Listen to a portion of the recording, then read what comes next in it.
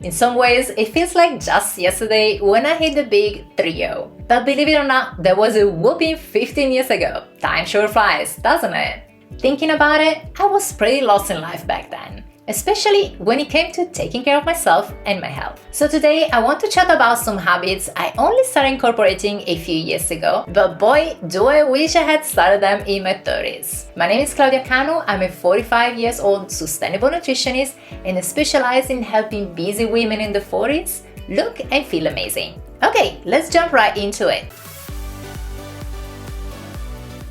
Now, to be fair, I did begin this habit in my 30s, but life somehow got in the way when I met my husband and we started a slow nomadic life. Last year, I finally got back on track and made it to a Sunday yoga class regularly. But then, when I went to Spain a few months ago, I was able to dive back into a daily morning yoga practice. And let me tell you, it feels absolutely amazing. Added bonus is that with the good weather, I can practice on my balcony, soaking up the benefits of the natural morning light. Now, if there is a morning where things get a little hectic, I simply move my yoga routine to the afternoon or evening. And hey, life sometimes gets crazy, so there are those rare moments when I skip it altogether for a whole day. And you know what? That's okay too.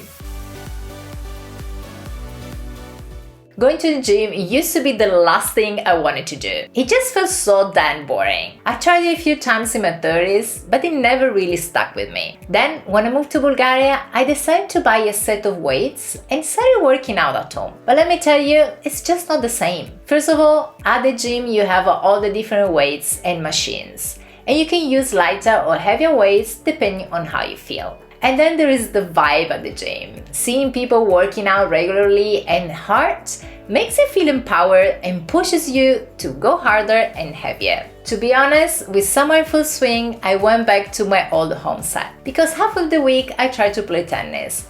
And when the weather is nice, I would rather be outside than locked in a gym. During my studies for my master's degree in nutrition, I came across a fascinating nugget of information.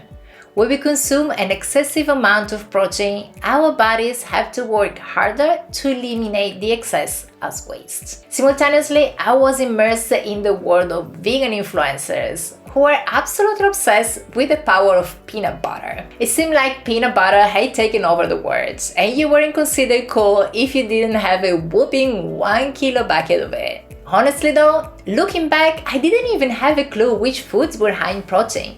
It sounds crazy, but it's true. So after years of conducting my own experiments, studying and delving into research, I realized the immense importance of understanding the appropriate amount of protein and the right type our bodies truly need based on our weight and activity level. This newfound knowledge made a significant impact on my overall strength and levels of satiety. Intermittent fasting became a trend not too long ago. Now, when it comes to trends, here's the deal with me. I'm not one to blindly follow them. As soon as everyone jumps on a new trend, I feel this inexplicable urge to go against it. So when people started raving about intermittent fasting around me, I was immediately skeptical. Besides, in my 30s, I was living in Spain, where dinners traditionally had around 9-9:30 p.m. And I was accustomed to having breakfast as soon as I woke up in the morning. Looking back, one of my main regrets is not starting intermittent fasting sooner. It would have saved me from feeling guilty when I indulged in some not so healthy snacks. You see, I used to think that eating every 2 hours was just the way my body worked, and that I had to respect it. Little did I know that intermittent fasting would not only make me feel better, but also save me time and those nagging guilty feelings. Let's talk about skincare. I'm not just talking about using the right type of cream for my skin, but also about using a face wash regularly and applying sunscreen. Growing up in Sardinia back in the 80s and 90s, there wasn't much talk about sunscreen. At least it hadn't quite reached me. In my teenage years, up until my early 20s, I would spend entire days at the beach from 10 a.m. until sunset, without wearing sunscreen or even using a beach umbrella. I guess the sun felt less harsh back then and the climate was less extreme. Times were different for sure. To be honest, I still struggle with using sunscreen consistently. Maybe it's because I haven't found the best cream for me? Yeah, I know, it's something I really need to work on.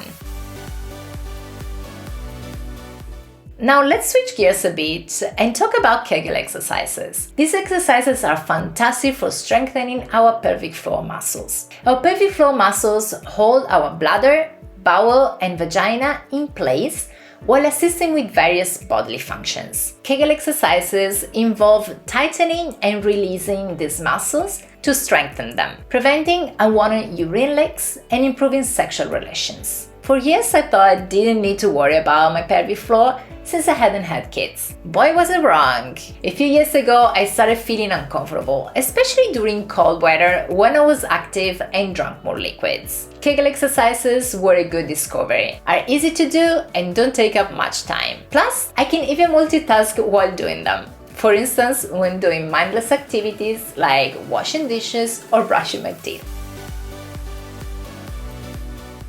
What's your go-to activity when you catch up with friends? For me, it has always been the classic let's go for a coffee or dinner. We would sit and chat for hours, munching on food or sipping on our drinks. But you know what? Lately, when the weather allows, I have been prioritizing chat walks. Yep, you heard it right.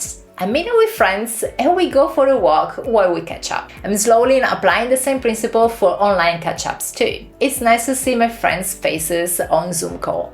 But it doesn't have to be the only way. These chat walks give me the chance to be outdoors, soak up some vitamin D, and connect with nature. I also prioritize scheduling my chat walk after lunch or dinner, for the added benefit to keep a stable blood glucose, of which I talk more about in this video here. If you're new to my channel and want to make healthy eating easy, make sure you subscribe right here to watch new videos every Sunday. If you're interested in working one-on-one with me, you can check out the link I left in the description box. Thanks so much for tuning in, and I'll see you in the next video.